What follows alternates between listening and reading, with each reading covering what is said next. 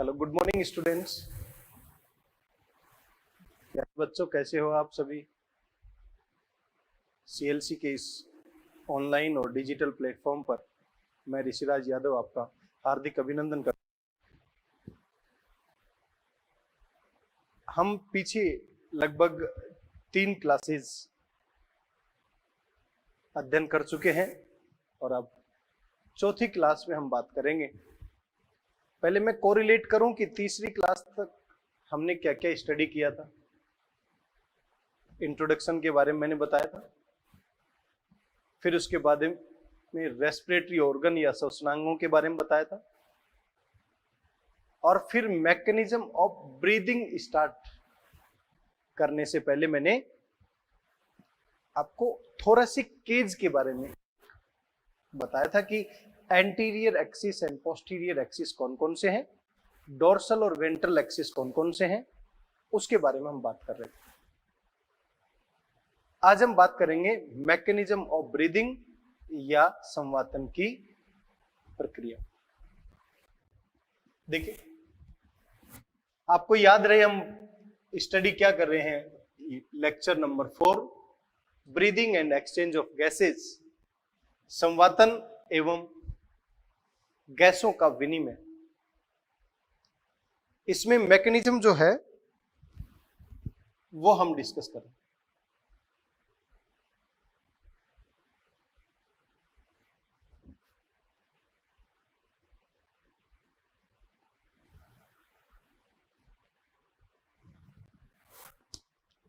तो सबसे पहले आपको पता होना चाहिए इस ब्रीदिंग मैकेनिज्म या संवातन की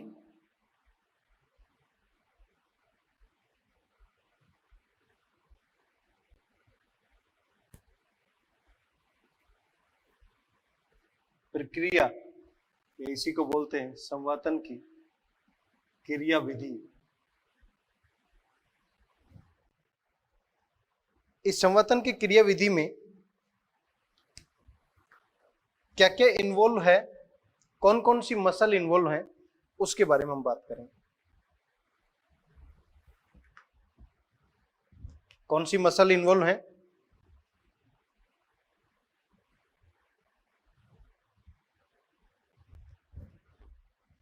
फर्स्ट,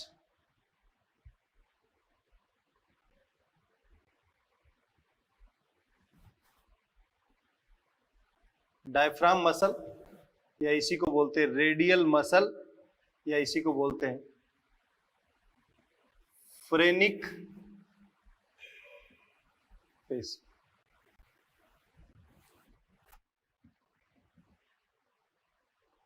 दूसरी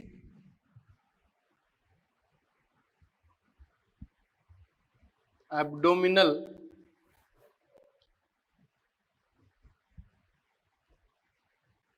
जिसे हम बोल रहे हैं उदरीय पेशी। और तीसरी जो इन्वॉल्व है जिसे बोल रहे हैं इंटर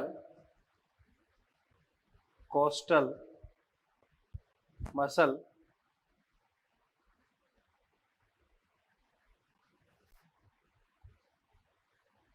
अंतरपर्शुक पेशी। देखिए बेटा, ये इंटरकोस्टल मसल रिब्स के बीच में होती है। मीन्स जो 2 पसलियां हैं उन पसलियों के बीच में इसकी लोकेशन होगी। और इसे भी आगे 2 पार्ट में क्लासिफाई कर रखा है। एक एक्सटर्नल इंटरकोस्टल मसल और दूसरी इंटरनल इंटरकोस्टल।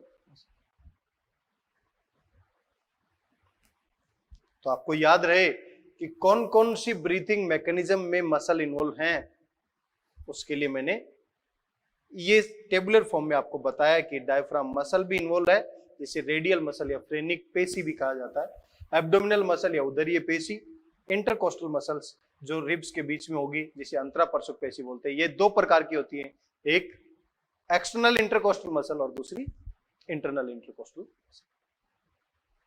इन दोनों में क्या डिफरेंस है?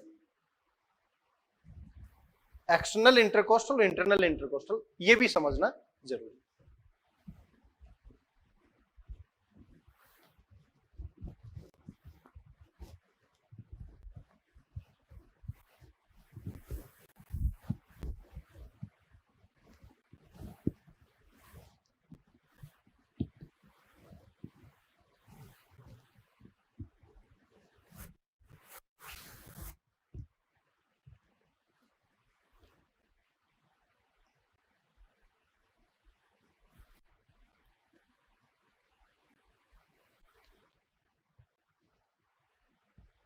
दोनों का पहले तो हमें डिफरेंस पता होना चाहिए कि दोनों कैसे हम डिफाइन करेंगे।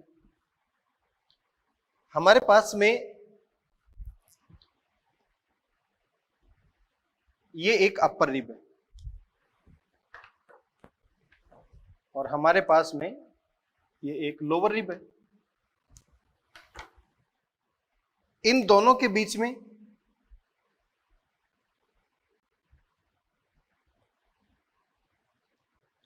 ये जो है, इसी को बोल रहे हैं इंटरकोस्टल मसल। ये अपर रिब और ये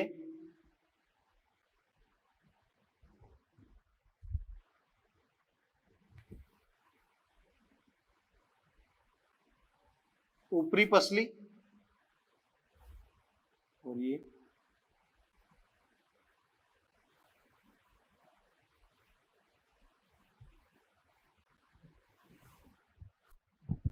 अब इन दोनों के बीच में यदि हम देखें कि ये ऊपरी पसली के पृष्ठ भाग को टच करता है, डोर्सल पृष्ठ भाग को टच कर, और इसके अधर भाग को तो डॉटेड लाइन से शो किया मैंने, वेंट्रल या अधर भाग को टच कर रहा है। तो ऊपरी पसली की यदि देखेंगे कि ये बाहर की तरफ जो एंड आ रहा है, तो इसे बोलते हैं एक्सटर्नल इंटरकोस्टल मसल। और इस अपर रिब के यदि ये वेंट्रल साइड में टच किया है, अदर साइड, और ये डोर्सल साइड में, तो ये वाला एंड इसके नीचे की तरफ गया, अंदर की तरफ गया, इसीलिए इसको क्या बोलेंगे? Internal intercostal muscle. बाह्य अंतरापरशुक पेशी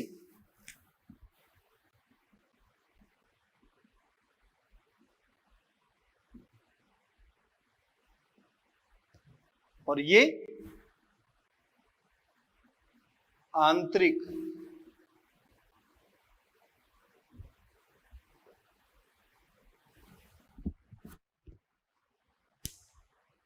तो आप सभी को क्लियर हुआ होगा कि यदि ये इसका एंड डोर्सल साइड में टच करता है वेंट्रल में यहां पर, तो हम बोलेंगे इसको एक्सटर्नल इंटरकोस्टल मसल। और ये इसके वेंट्रल साइड में और ये इसके डोर्सल साइड में टच करता है, तो इसे क्या बोलते हैं? क्लियर है सभी को यहां तक?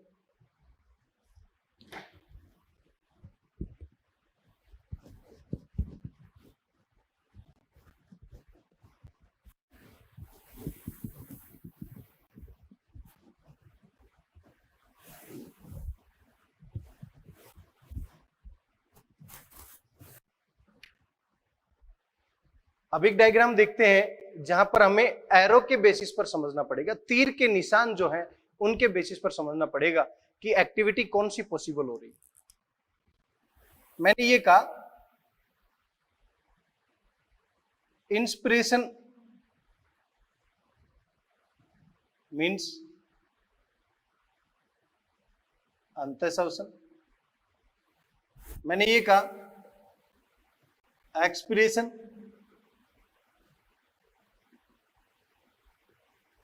बाह्य श्वसन।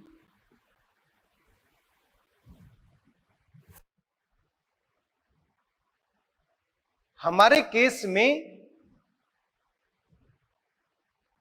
इस मैकेनिज्म और इस मैकेनिज्म को शो करने के लिए मैं एरो का यूज कर रहा हूं। तो फॉर एग्जांपल मेरे पास में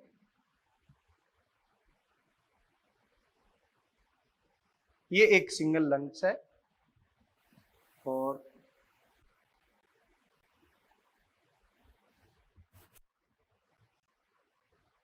तो यहां पर यदि आपको इस तरीके से एरो दिखाया गया है,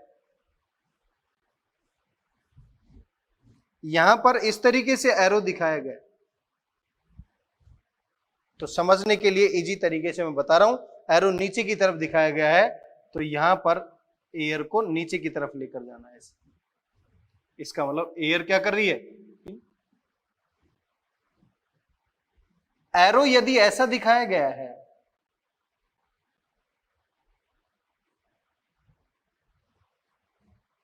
तो ये और ये ऐसा तो होगा नहीं, तो यहां पर बाहर की तरफ है तो ये वाले को मैं क्या कर दूंगा, अंदर की तरफ, इस वाले को क्या करूंगा, अंदर की तरफ। इसका मतलब बाहर और नीचे की तरफ, आउटवर्ड और डाउनवर्ड, और ये इनवर्ड और अपवर्ड। तो ये जो एरो दिखा रखा है यहां से एयर क्या करेगी, आउट। तो हमारे लंग्स से एटमॉस्फेयर में एयर जाए, एक्सपिरेशन, और एटमॉस्फेयर से लंग्स में एयर आए, इंस्पिरेशन या अंतःश्वसन। तो एरो के बेसिस पर भी आपको पता होना चाहिए। दूसरा तरीका बताता हूं, जब ये बाहर की तरफ जाएगा और नीचे की तरफ जाएगा तो इसका मतलब यहां पर वॉल्यूम ज्यादा, तो प्रेशर कम। अब अंदर का प्रेशर क्या है, कम है, तो कम प्रेशर की तरफ एयर आ जाएगी। ये अंदर आ रहा है ये, तो मैं कह सकता हूं वॉल्यूम कम तो प्रेशर ज्यादा, प्रेशर ज्यादा होगा तो एयर क्या हो जाएगी, बाहर चली जाएगी। इसलिए मैकेनिज्म ऑफ ब्रीदिंग में आपको यह भी समझना पड़ेगा, V is inversely proportional to P। Clear है यहां तक? केवल अभी तो हमने ये समझा है कि एरो के बेसिस पर इंस्पिरेशन हो रहा है या एक्सप्रेशन हो रहा है, ये समझने की कोशिश की। किस तरीके से ये मैकेनिज्म पॉसिबल होगी, ये क्रियाविधि संभव होगी, उसको भी समझना जरूरी है। देखिए किस तरीके से कौन कौन सी मसल्स का यहां पर रोल होगा, वो समझने की कोशिश करें।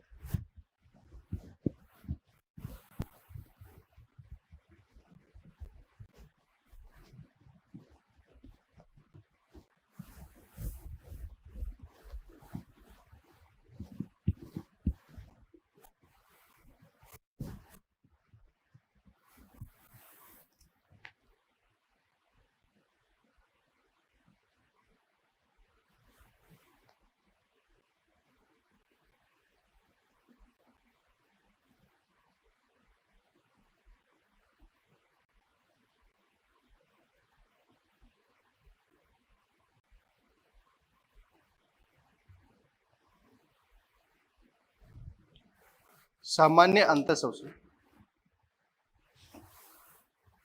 क्या है? सामान्य अंतःश्वसन पहले टेबुलर फॉर्म में देखते हैं, फिर उसको डायग्रामेटिक फॉर्म में देखेंगे। तो मैं कह सकता हूं normal inspiration,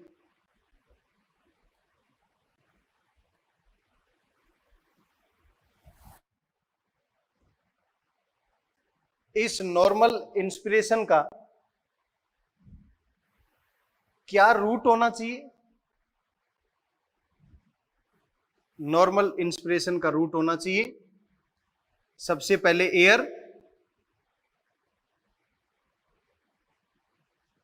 external nostril, external nostril से ये एयर कहां जानी चाहिए,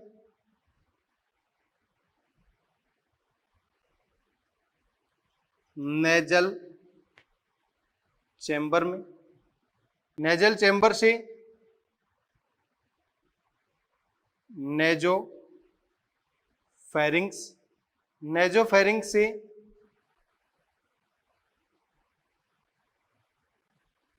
लैरिंग्स, लैरिंग्स से ट्रेकिया, ट्रेकिया से ब्रोंकाई, ब्रोंकाई से ब्रोंक्यूल्स, ब्रोंक्यूल से एल्यूलाई, और ये हमारी बॉडी के अंदर 300 मिलियन है।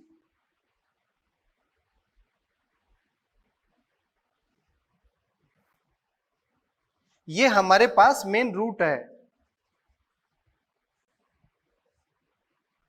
कि कहां से एयर, भाई ये नासा छिदर से, नासा कोस्ट में, नेजोफेरिंग्स में, लैरिंग्स, फिर ट्रैकिया श्वास नली से होता हुआ ब्रोंकाई, ब्रोंक्यूल, और फिर एल्यूलाई, उस कोपिका तक एयर जानी चाहिए।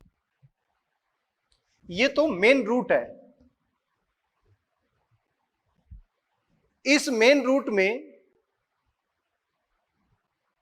ये एक्सटर्नल एटमॉस्फेयर से एयर को यहां तक लेकर जाना है, तो इसका मतलब हमारे को अंदर एक वॉल्यूम क्रिएट करना पड़ेगा।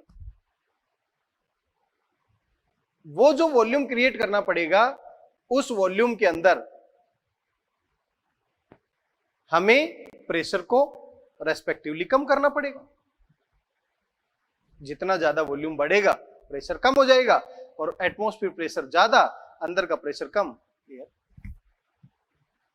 आपको पता होना चाहिए कि दो प्रकार के एनिमल होते हैं, negative pressure breathing, for example human being, and positive pressure breather, for example frog.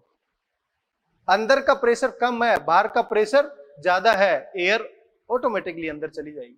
लेकिन अंदर का प्रेशर ज्यादा होगा तो हमें फोर्सफुली भेजना पड़ेगा। तो human being negative pressure breather है, जबकि फ्रॉग पॉजिटिव प्रेशर ब्रीदर। तो हमारे केस में एक प्रेशर ग्रेडियंट बनाना है। प्रेशर ग्रेडियंट बनाना है तो वो देखते हैं कैसे प्रेशर ग्रेडियंट बनेगा।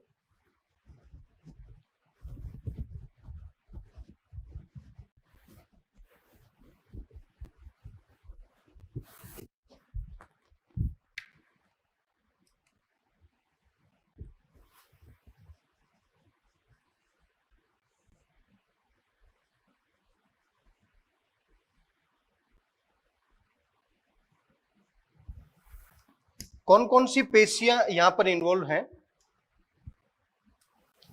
यहां पर दो अलग अलग पेशी हैं जिसे हम बोल रहे हैं EICM प्लस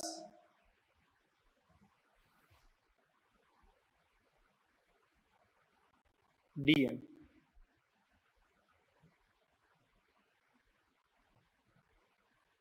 तनुपट पेशी, बाह्य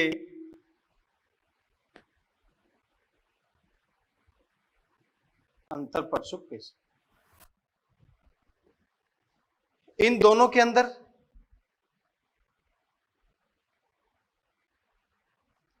हमें क्या करवाना पड़ेगा? कॉन्ट्रैक्शन।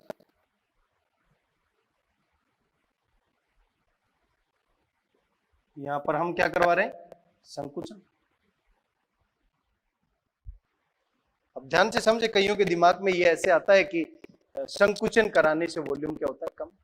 नहीं, जिस तरीके से गर्ल्स जो हेयर क्लेचर लगाती हैं, उस क्लेचर को हम एक साइड से दबाते हैं तो दूसरी साइड से ओपन होता है। इसका मतलब कॉन्ट्रैक्शन करने से वहां पर क्या बन रहा है? वॉल्यूम। तो यहां पर भी कॉन्ट्रैक्शन करने से हमें वॉल्यूम बनाना। तो EICM और DM में कॉन्ट्रैक्शन कराएं तो ये जो DM है, डायफ्राम मसल है, फ्रेनिक मसल है या रेडियल मसल है, ये हमारे एंटीरियर पोस्टीरियर एक्सिस में चेंज लाएगी, क्योंकि ये हमारा एंटीरियर, ये पोस्टीरियर। जब डायफ्राम मसल में कॉन्ट्रैक्शन रिलैक्सेशन होगा तो एंटीरियर पोस्टीरियर एक्सिस में चेंज लाएगी। और EICM में जब कॉन्ट्रैक्शन होगा तो इससे डोर्सल वेंट्रल एक्सिस में चेंज आएगा। दो एक्सिस हुए, एंटीरियर पोस्टीरियर और डोर्सल और वेंट्रल। दोनों एक्सिस में चेंज कैसे आए? एंटीरियर पोस्टीरियर एक्सिस पर, पोस्टीरियर पर कौन है? डायफ्राम। डायफ्राम नीचे की तरफ आ जाएगा, वॉल्यूम बढ़ रहा है। और डोर्सल वेंट्रल में इस तरीके से वॉल्यूम बढ़ रहा है। इसका मतलब ईआई, सीएम और डीएम में कॉन्ट्रैक्शन होने से क्रमशः डोर्सल वेंट्रल और एंटीरियर पोस्टीरियर एक्सिस में चेंज आ जाता है, और इस चेंज आने की वजह से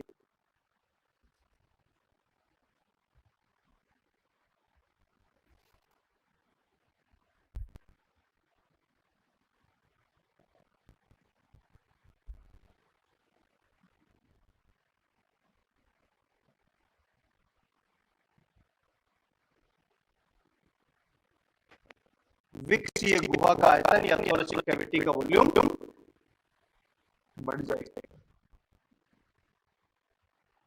और आपको पता है सिमिलरली थोरेसिक कैविटी वॉल्यूम बढ़ा है तो पल्मोनरी या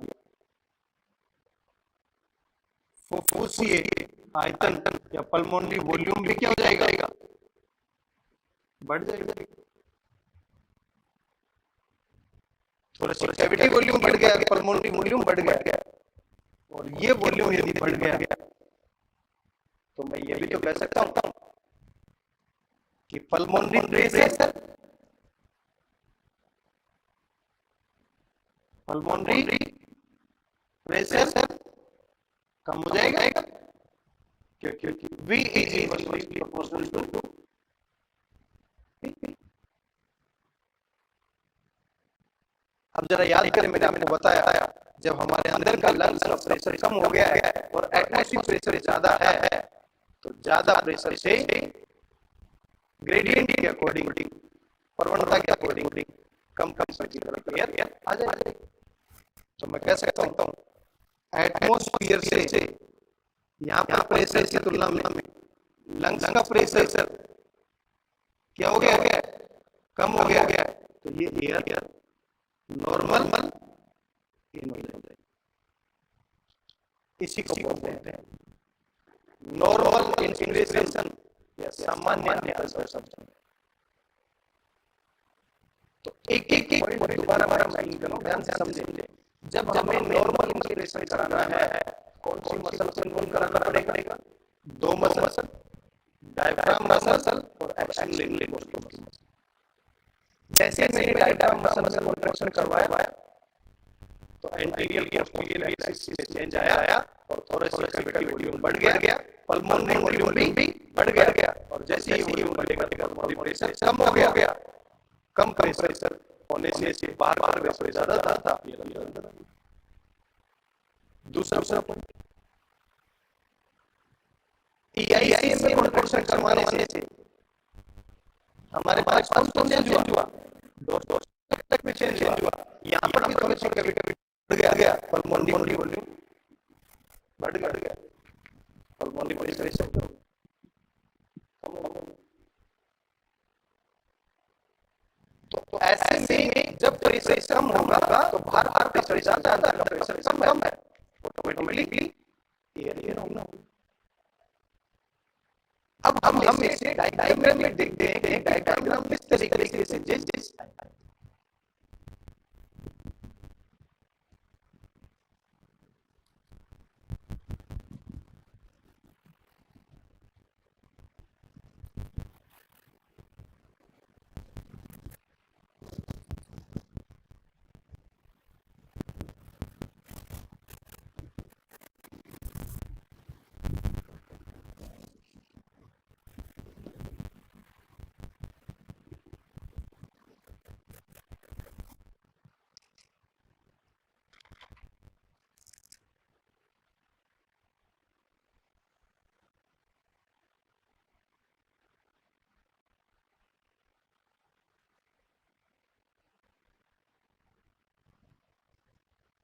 इस डायग्राम में देखें, ये हमारे पास में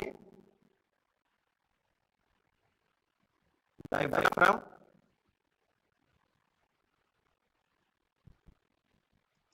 अनुपट, ये हमारे पास में स्टर्नम,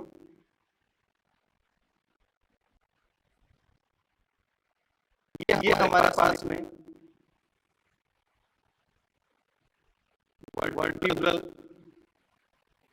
कॉलम,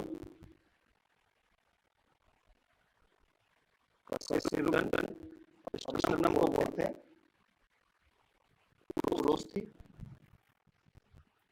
ये हमारे पास neck and clavicle reason,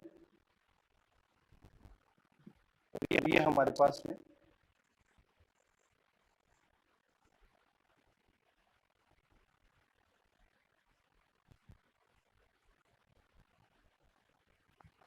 ribs,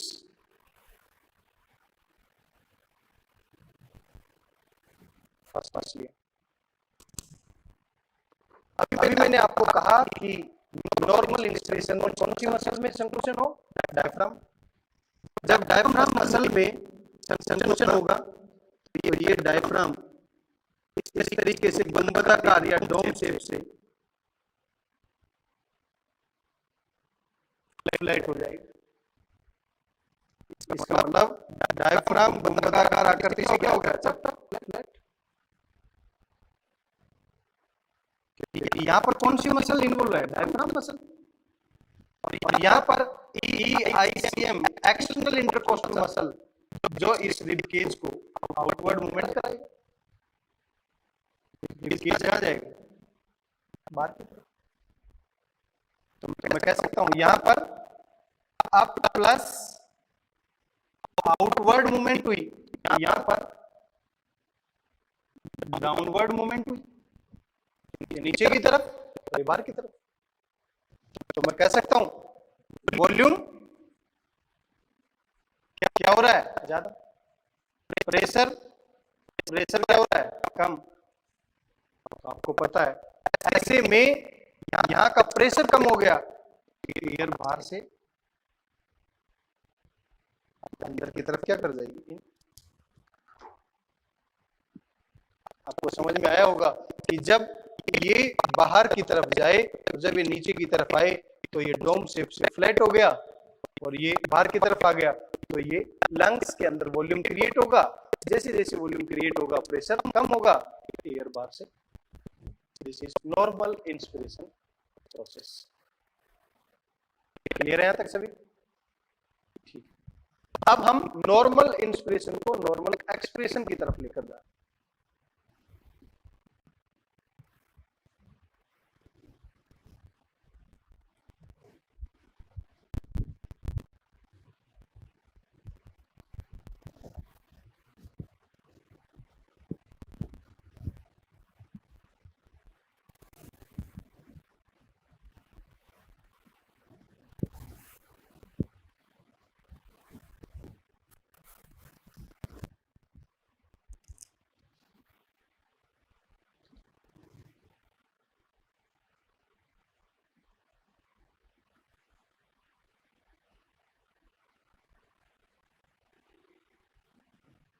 सामान्य बाह्य श्वसन।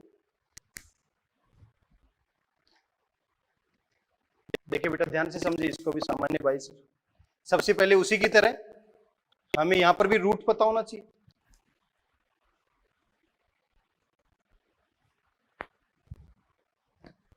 बाह्य श्वसन है तो उसी नॉर्मल इंस्पिरेशन पाथवे को अपोजिट कर दें। एल्यूलाई, कोपिका, यहां से एयर कहां पर आएगी?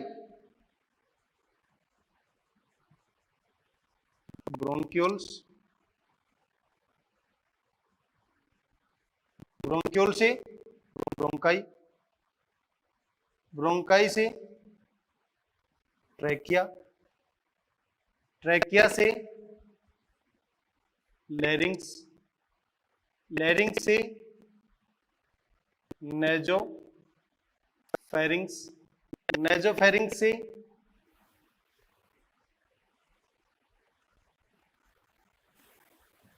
नेजल चैम्बर, और नेजल चैम्बर से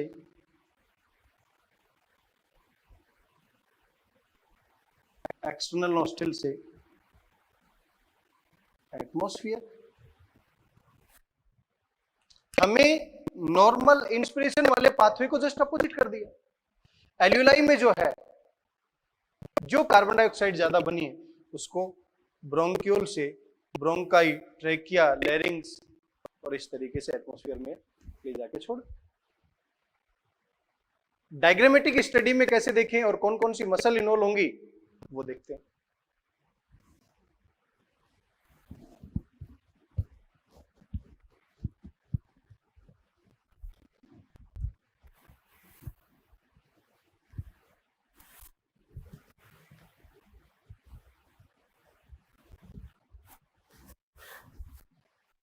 देखिए बेटा, समझने को आसान बनाने के लिए मैंने केवल उसी चीज को रिवर्स करना है, बस जो हमने नॉर्मल इंस्पिरेशन पढ़ा है उसको रिवर्स कर देते हैं। पहला पॉइंट, कौन कौन सी मसल नॉर्मल इंस्पिरेशन में काम आई थी?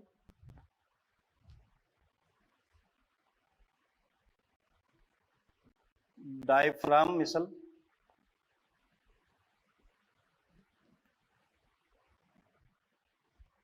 इसमें क्या किया था हमने?